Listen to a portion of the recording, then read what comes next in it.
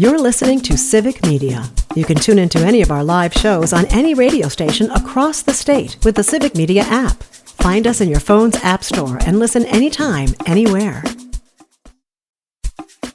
This is your WFHR Daily News Roundup for locally grown radio 97.5 FM and 1320 AM and WisCountry 105.5 FM WIRI in Wisconsin Rapids. For Civic Media News, I'm meteorologist Brittany Merlot. The classic saying goes, turn around, don't drown. It's catchy and it's made that way for a reason. If they're driving and they can turn around and go to a safe location, they should do that. We don't want drivers going through any standing water. That's Rebecca Simkowski, the director of WisDOT Bureau of Highway Maintenance. Well, thankfully, no one died in Wisconsin last year from a flood. In Illinois, 3 people died in a vehicle in floodwaters and 1 other person in Iowa, with a total of 145 people across the country just last year losing their lives in floods. And it's not always from rushing rivers overflowing their banks. Flash floods and thunderstorms can do the same. You know, the reason for that is we don't know how deep it is. We don't know if there's any exposed say wires or anything in the waters. But what are we supposed to do when the storm hits and we're cruising at 70 miles per hour down the highway? So they can pull over. Sometimes you can pull under a bridge if there's no standing water there. Be sure to have those hazard lights on and get as far over as you can to give others space because the visibility is dropped. Call their local police department to report some of the flooded roads. And in Wisconsin, the county highways maintain state highways, so they can also call the counties to report a flooding situation. And after you've let law enforcement know that there's an undrivable area, they might need to close some ramps down so people aren't getting on the highway. If it's a small segment of roadway, we can put up some barricades at logical locations. If we do have a road closure, we will place that on our 511 Wisconsin system, which is a useful tool that even has cameras so you can see the live road conditions. I'm meteorologist Brittany Merlot. Republicans at the state capitol are moving forward with tax bills this week. News Director Shali Pittman reports. One would expand tax credits for businesses that help build workforce housing or employee child care programs. Right now, companies only qualify if they directly fund those efforts, but under the bill, they'd get credits for helping outside groups develop programs too. The bill is backed by Habitat for Humanity, the Wisconsin Early Childhood Association, and the Realtors Association. A second bill would match state tax credits with federal ones for employer-provided child care. A third would tweak rules for restoring historic buildings. And the Wisconsin Economic Development Association supports those first 3, but it hasn't endorsed a 4th bill, which would make tips tax-free under Wisconsin's income taxes. Governor Evers proposed no taxes on tips in his budget proposal earlier this year, but Republicans stripped it out of the budget they passed last month. All 4 bills will get a hearing this Thursday at the Capitol in the Assembly's Ways and Means Committee. They all have a companion bill in the state Senate. As more and more municipalities open their roads to ATVs and UTVs, fatalities involving these vehicles continue to rise. Department of Natural Resources Lieutenant Jacob Holzclaw briefed the Natural Resources Board last week and says about 69% of crashes occur on public highways and road routes. Holzclaw says there's also 30 times more public road routes than trails. There are now 65,000 miles of public roads and highways across the state that allow ATV and UTV usage. Wisconsin has had 25 ATV-UTV fatalities already this year. There were 40 in all of 2024. I'm Melissa Kay for WFHR and WIRI News.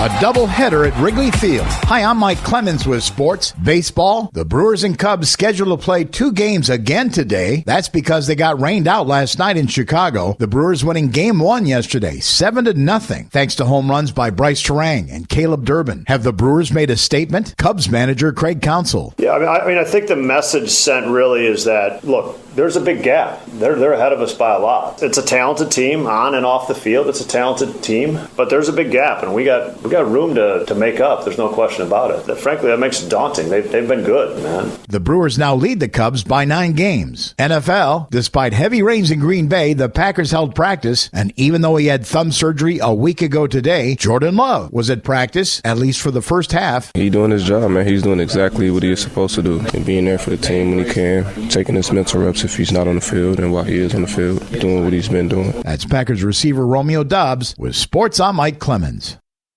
On your entertainment beat, I'm Pete Schwaba. Thriller fans will be happy to know that Glenn Close will play a deranged killer in the new show Maude. According to Variety, the 8-time Oscar nominee who famously played a killer in Fatal Attraction will take on the title character who is based on Maud Oldcastle, an elderly woman who's a bit nuts. The show is based on material from Swedish authors Nina and Moses Rain. The show will premiere on the UK's Channel 4. Filming is expected to start this year. Believe it or not, despite her 8 Oscar nominations, Glenn Close has never won. If you are looking for a new show that will keep you on the edge of your seat, here's one of Pete's picks. The show Alien Earth is really good. The show follows a spaceship that crashes into Earth, bringing aliens with it. There are too many storylines at play to talk about here, but I definitely recommend checking out the trailer or reading about it before you watch it. The first 2 episodes are available on Hulu. The sequel to the surprise hit Nobody, starring Bob Odenkirk, made a decent showing at the box office last weekend, but could not overtake the previous week's top 2 contenders. Box office smash Weapons, Zach Cregger's creepy follow-up to Barbarian, held on to the number 1 spot with ease and showed only a 44% drop from the opening weekend. Weapons pulled in $24.5 million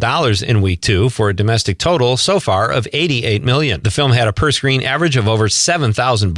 Freakier Friday, starring Lindsay Lohan and Jamie Lee Curtis, finished in second place for the second week in a row, also showing less than a 50% dip at the gate. Nobody 2, the only newcomer to crack the top 5, received positive reviews and a fresh rating on Rotten Tomatoes, but had a mediocre showing when it comes to numbers, but will probably be a big hit on streaming platforms. Rounding out the final 2 spots for the top 5 were Fantastic Four, First Steps, and The Bad Guys 2. Sydney Sweeney might have good genes, but they aren't enough to overcome a bad box office showing of her latest film, Americana, which tanked, pulling in only $500,000 on over 1,100 screens for an average of $455 per theater. The film reviewed fairly well, but was not enough to get people to the theaters to see what's being called a modern-day Western. I'm pretty sure her soap made more money last week. Maybe she can use some of it to wash away the stink of the performance of this film. Something tells me she'll be okay. In cheerleading news, yeah, I break all the big stories, the Dallas Cowboy squad is coming back. Netflix has announced there will be a season 3 of America's Sweethearts, the Dallas Cowboy Cheerleaders. Netflix.com reports that season 2 was a top 10 hit on the streamer for English-speaking countries, because people who speak different languages would never understand what's going on given the complex narrative. For more showbiz fun, tune into Nightlight with me, Pete Schwaba, weeknights from 6 to 8 p.m. on the Civic Media Radio Network.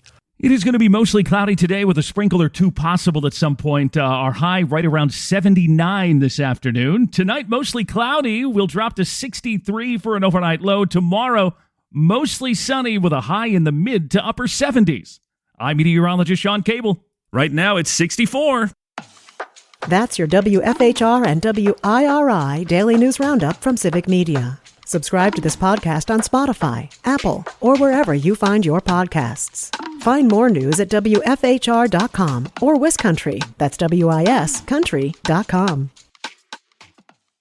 The national news cycle never stops, but it can be hard to find news about your local community. Civic Media is dedicated to providing quality local and state news coverage across Wisconsin. With the Civic Media app, you can get notifications about local stories that matter to you and your community. Find the free Civic Media app in your phone's app store and choose notifications from the menu to tell us what kind of news you want to hear about.